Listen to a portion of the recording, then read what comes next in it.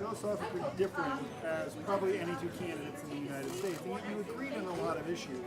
What was your take on the overall debate, how you did it? I thought it was a good debate. We had a very nice discussion of a whole lot of issues. And you're absolutely right. We identified some areas where there's ideological overlap. And I think that overlap reflects an overlap that exists not only in Congress, but among the American people.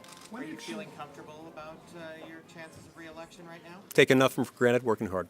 You canceled some events this week, which might indicate otherwise, to go campaign for some other Republicans in other states.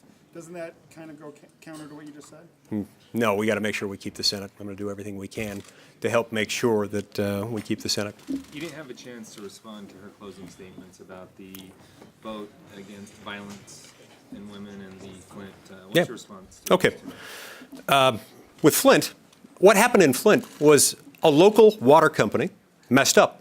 They installed a new water system without testing it. And as a result, they produced contaminated water that had unacceptably dangerous high levels of lead. Now, it's important to remember this happened in Michigan. Michigan, at the time this occurred, was running a huge budget surplus, and it also had a very large and fully funded rainy day fund, more than enough money in Michigan to address this issue. It's also important to mention, but rarely gets mentioned, that initially the governor of Michigan applied to FEMA, to President Obama's FEMA. FEMA declined to designate this as a major emergency. So it was President Obama's own administration that made that determination.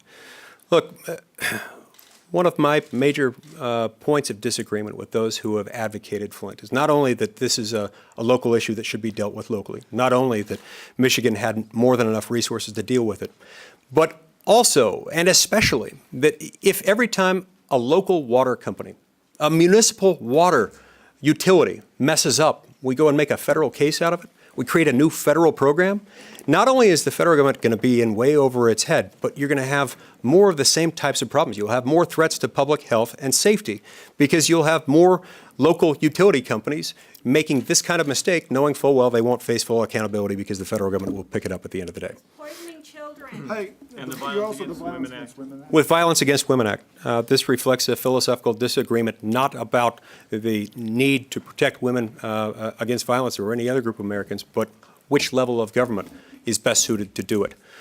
Most criminal laws that tell us that you can't murder, that you can't kidnap, that you can't steal, are state laws.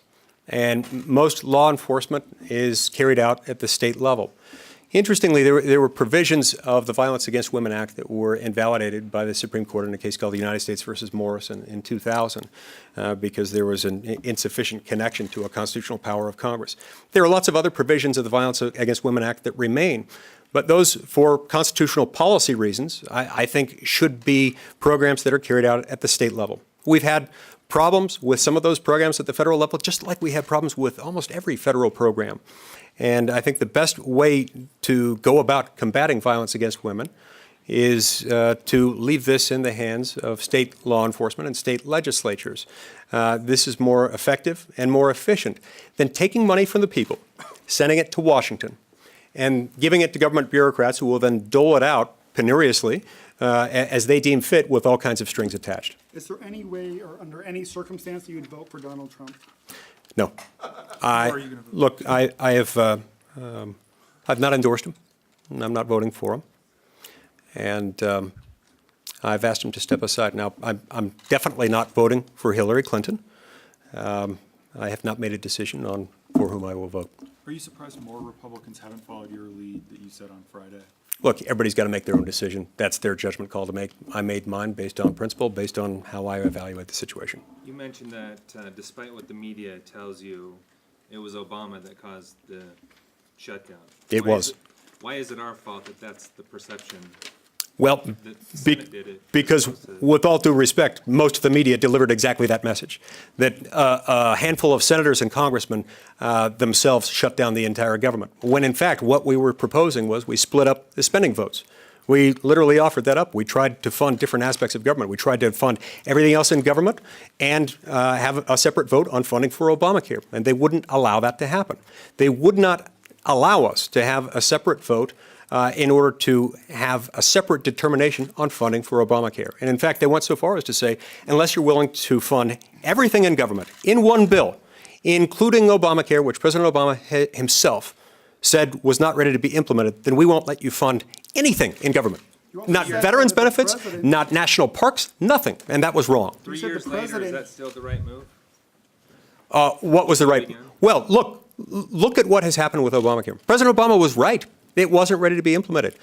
Healthcare costs have skyrocketed. This year alone, one of Utah's major insurers has recently announced a 40% premium hike just for next year. And this comes year after year where we've seen premium hikes, where we've seen deductibles and copays going up, and it's cost the American people and it's cost Utahns a whole lot of money. The But would you president vote doesn't again to do set it? the votes, though. That's the Senate Okay, that sets the votes. the- So why was it the president's fault that the Senate didn't set a vote you wanted? The president and Harry Reid, acting in tandem, worked to do this.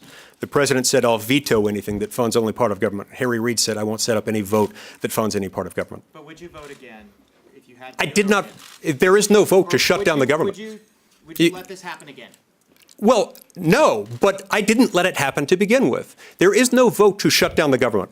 What happened was they wouldn't allow us to have a single vote to fund any aspect of government.